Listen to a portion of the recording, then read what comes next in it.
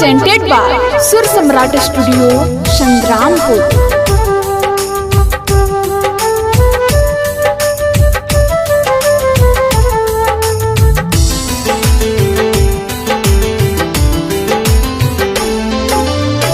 बचपन के प्यार हमर काहे भुलाइगे, जियते जिंदगिया में हमारा मुआइली। आगे रनिया काहे गेली हमारा भुलाई, आगे रनिया काहे गेली हमारा भुलाई। रात दिन देखा हलिया तोहरे सपना मागे, तोहरे में बसल हमारा पराना।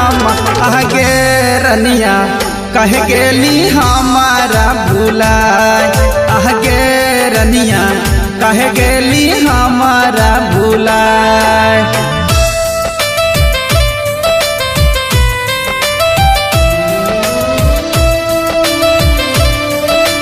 Music by Amit Gupta.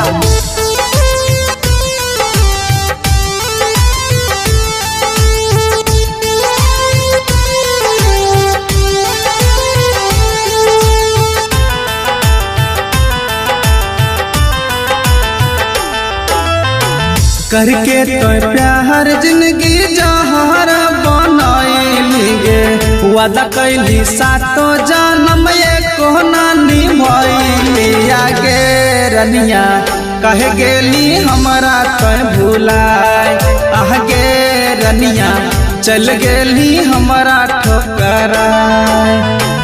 हो तो बियाहवा जब जाई भी ससुरागे, अपने ही हाथ खिलाई के जहरा। आगे रनिया तब जाई है ताहू ससुरार, आगे रनिया तब जाई है पियाबा के घर। Presented by Sur Samrat Studio, Sangrampuर। Music by Amit Gupta.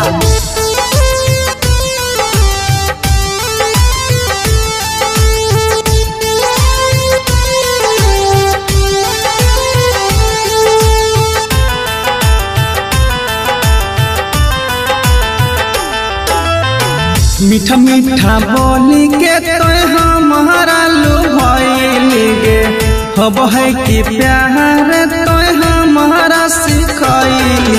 आगे रनिया तब काहे गेली तो भुलाई, आगे रनिया तब काहे गेली तो भुलाई। जान सोना कह के रोजे करहली पौना मागे, तोहरा बिना नहीं लागे अजय के मानावा। आगे रनिया तोड़ी देली दिलावा के आस, आगे रनिया तोड़ी देली काहे विश्वास।